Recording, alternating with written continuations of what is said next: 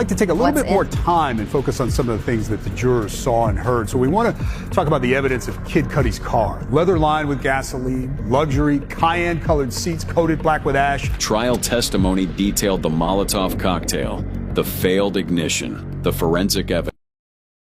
Something that y'all don't know. Breaking news, something that I've never told anybody. This is a secret, something that, will probably be in my book, but I'm telling y'all right now. The day that Biggie was killed, he wasn't supposed to be in LA. That morning, I got a call from Biggie, and I've never told anybody this in an interview or anything. I got a call from Biggie, and Biggie said, I don't want you to be mad at me, but I'm about to jerk you up. And I'm like, pause, I'm about to go left on something. That's a better word. December 10th, 2025, and 50 Cent just struck a match beside a fuel tank because he's openly declaring there's an enormous pile of footage that never reached the Diddy documentary and folks are losing it. Not just a couple extra snippets, not bonus features. We're discussing hours upon hours of material that supposedly remained on the editing floor. And when 50 starts grinning while explaining it, you already realize he's dead serious. See, Netflix delivered a neat version. 4 episodes, tidy format, cautious cuts, the complete corporate product. But 50 is suggesting the actual story is far more chaotic than what reached the final edit. And he's pretty much declaring, if they refuse to air it, I will. And the reason this is exploding is straightforward. YouTube doesn't operate like Netflix. Netflix has executive suites, attorneys, reputation management, brand protection. YouTube is pure chaos. And when something drops, it spreads like wildfire. So when 50 appears on Sherry Shepherd's program and begins talking like he's got the goods. A storage full of unreleased content. People immediately start linking clues because 50 isn't simply any rapper. He's a producer, a narrator, and he understands how to transform a second into a headline. In the interview, the mood changes rapidly. 1 minute, it's cheers, grins, #1 on Netflix. Then suddenly, 50 is practically suggesting the service only presented what they could securely present, not what they actually possessed. And when the discussion moves to how much footage remains, that's when the internet really tuned in closely. Because 50 didn't say we had plenty, he stated it like it's sitting there currently. Still authentic, still preserved, still available. That's why the phrase 140 hours is traveling like an alarm across social platforms. Because if someone claims that volume of unreleased content exists, the follow-up question is obvious. I'd like to take a little bit more time and focus on some of the things that the jurors saw and heard. So we want to talk about the evidence of Kid Cudi's car. Leather lined with gasoline, luxury, cayenne-colored seats coated black with ash. Trial testimony detailed the Molotov cocktail, the failed ignition, the forensic evidence. We're discussing claims, opinions, and public conversation, not courtroom evidence being offered by us. We're repeating what's circulating publicly and responding to it because that's what's trending. But even so, this is where things turn intense because 50 begins implying Netflix had to omit specific perspectives, specific names, and specific narratives that might have triggered major backlash or legal problems. One example fans keep mentioning is the stuff that gets referenced but never deeply examined. Like when 50 mentions patterns, industry politics, old rivalries turning into fresh motives, and the kind of behind-the-curtain choices the public never witnesses.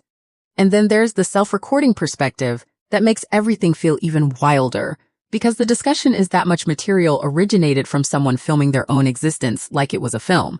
And now those exact moments are being turned against them. Think about how insane that is. Someone captures everything believing it's legacy material. But later those clips become the precise thing that harms the reputation. And when 50 says things like, he's glad it was recorded, people interpret that as him basically stating, you assisted in constructing the case using your own camera. It was surprising that he actually filmed it. And 50 Cent, he confirms they had way more content than they could use. 4 episodes couldn't contain everything, which means there's more footage sitting somewhere, waiting. Yeah, well, everything couldn't make the... It was 4 episodes. Right. So it was a lot. You had to pick and choose things, like even in the area where he chooses to date people who Allegedly. Then the discussion shifts into that unspoken part nobody wants to voice openly. If footage exists that the public hasn't viewed, then the public only possesses a partial view, correct? And that's when folks begin discussing what Netflix sidestepped. Anything involving deeply intimate accusations, anything involving alleged coercion, anything that could traumatize survivors, or anything that crosses legal boundaries. Because let's be honest, when major platforms handle grave allegations, they don't just consider views.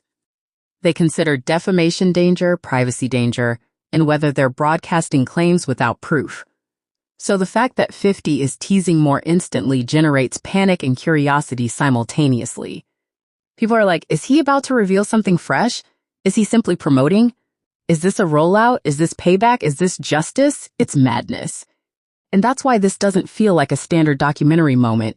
It feels like preparation for a second surge. One that doesn't require Netflix's approval because 50 keeps reinforcing the idea that the story doesn't conclude with 4 episodes. He's basically informing the audience that was the starter. The remainder is sitting in the pantry. And the more frightening aspect, if the unreleased content contains interviews, statements, behind-the-scenes discussions, or anything that provides context to ongoing public allegations, then releasing it could spark an entirely new firestorm. That's why everybody is watching 50's next action like it's a ticking timer, because if he decides to upload even one restricted clip, it could completely change the conversation overnight. So now the question is not, does more footage exist? The question becomes, who is anxious about its contents? Now let's discuss why YouTube is the term that makes this situation feel especially risky, because that's where the true blaze begins. Netflix is regulated, even when controversial. It's still selected, still edited, still wrapped like merchandise. But YouTube is rapid, chaotic, and shareable in ways streaming services cannot match. If 50 releases something on Netflix, people view it within Netflix. If 50 releases something on YouTube, it gets clipped, reposted, stitched, argued over, and transformed into 10,000 reaction videos within hours. That's why the instant 50 even suggests releasing content online, people begin acting like the earth is trembling. Because in 2026, YouTube is not just a platform, it's a public opinion tribunal. And it doesn't matter if the clip lasts 10 seconds or 10 minutes. If it appears authentic and sounds authentic, it can dominate the internet immediately. Now, one of the largest discussion points is what supposedly was excluded from the Netflix edition and why. People are guessing it could range from legal strategy moments to private dialogues to things Netflix refused to approach because the claims are too serious and too delicate. And when it comes to sensitive accusations, we must remain careful and balanced. So we're not presenting any unverified claims as truth here. We're discussing what's circulating publicly and how commentary channels are framing it. Still, the public response is understandable because the documentary landscape is filled with what they didn't show you moments. And when 50 mentions unused footage, he's basically encouraging the audience to believe the most significant moments remain concealed. Then there's the entire subject of footage that's supposedly linked to legal conflicts, cease and desist warnings, disputes over rights, and claims concerning whether something was approved for release. And that element is huge because it elevates the story beyond gossip. It becomes about power, control, and who controls the narrative. Because imagine recording your life for years, believing you're building your legacy, and then suddenly you're trapped in a legal crisis while the world views your private moments. That's the aspect people can't stop discussing. The concept that someone's carefully constructed image gets shattered not by rivals, but by their own recordings. And if 50 truly possesses hours of additional footage, then the internet will assume the worst, even when the reality is more complex. That's how social media operates. People fill gaps with the most dramatic possibility. So if 50 is clever, and he knows hinting at the vault is sufficient to keep everyone captivated, he doesn't even need to release the entire thing to claim the victory. Just the suggestion creates pressure. And speaking of pressure, some of the strongest reactions come from how the documentary supposedly dodged certain subjects that are emotionally intense and involve serious claims of harm. That's not gossip. That's not messy celebrity mess. That's the kind of material platforms approach with extreme caution. because real individuals can be impacted. So if more content ever surfaces, the responsible approach to discussing it is to remain grounded, alleged, reported, according to lawsuits, according to interviews, not confirmed by official records, and so on. And that's precisely how we're addressing it here, because being dramatic doesn't equal being careless. Now here's another perspective that keeps appearing. People believe Netflix had motive to prevent the story from becoming a personal feud narrative, because 50 and Diddy have shared years of public tension. And if the documentary appears like a revenge project, it loses credibility quickly. So the theory is Netflix may have guided the project to feel more balanced, but YouTube doesn't prioritize balance the same way. On YouTube, personalities drive the content, emotion sells. And if 50 decides he wants to speak more openly, he can. That's why some people label it the nuclear option in comments. Not because it's literally violent, because it's the internet expression, meaning this could destroy reputations. And even if nothing new gets proven, even if it's simply more context and more behind-the-scenes footage, it could still generate a second wave of headlines in a larger storm than the original. So, the real narrative here is this. 50 is informing everybody. He still holds leverage, and the public is waiting to see whether he exercises it. So where does this leave us currently? It leaves us in that tense middle zone where the internet senses a larger story, but nobody knows what's actually coming. Because the 140 hours claim isn't merely a number anymore. It's become a symbol, a warning, a tease, a marketing tool, and a mystery all simultaneously. And whether people admire 50 or despise him, one thing is obvious. He knows how to turn a moment into breaking news. Now, many viewers are asking the identical question. If extra footage exists, why didn't it enter the documentary? And honestly, that's a reasonable question. Sometimes it's basic, with time constraints, pacing, and narrative structure. But other times, it's deeper legal exposure, privacy concerns, and not wanting to broadcast sensitive allegations that could injure real people. And when the subject involves serious accusations of abuse or coercion, responsible platforms proceed slower and safer for good reason. That's not them shielding someone, that's them attempting to avoid causing additional harm. But the internet doesn't always honor that subtlety. The internet sees missing footage and assumes it was concealed. That's why conspiracy theories ignite so quickly. Now add 50's personality to the equation. He's not someone who murmurs. When he speaks like he's holding cards nobody else possesses. So when he suggests people will fall silent as more information emerges, everyone starts looking around like, wait, who is he referring to?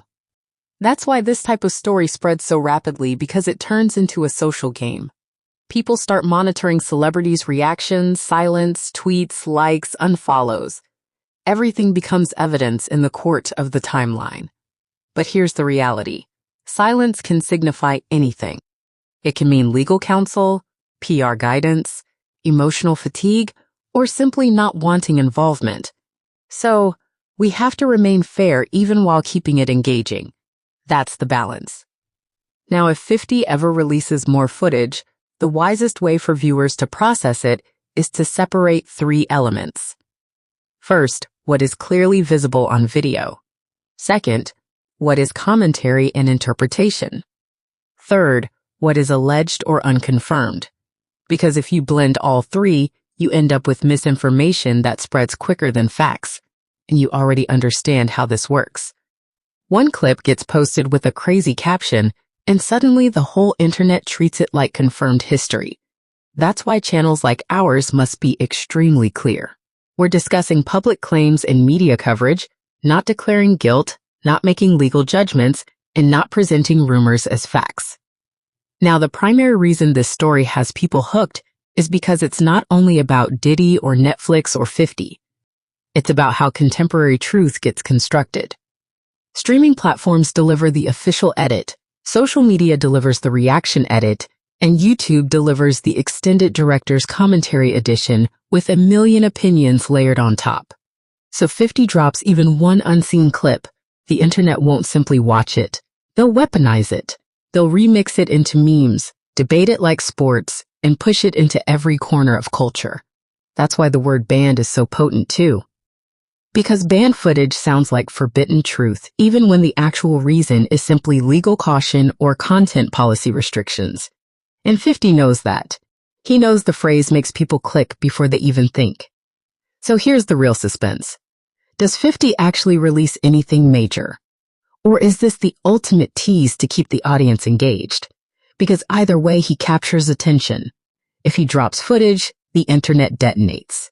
If he doesn't, people still discuss what's possibly in the vault. And that's why this story keeps trending, because it's structured like a suspense film.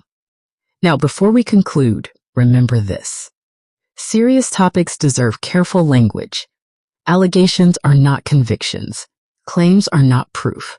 And real people can be affected by reckless rumors. But at the same time, we're not going to act like this isn't one of the biggest, messiest celebrity media stories on the timeline currently. So if you want us to keep analyzing it, keep following the headlines, and keep distinguishing what's confirmed from what's being claimed, you already know what to do. Like the video, share it, and subscribe to FameWatch Gossip Channel right now. We've got more deep dives, more hidden angles, and more stories the internet can't stop discussing.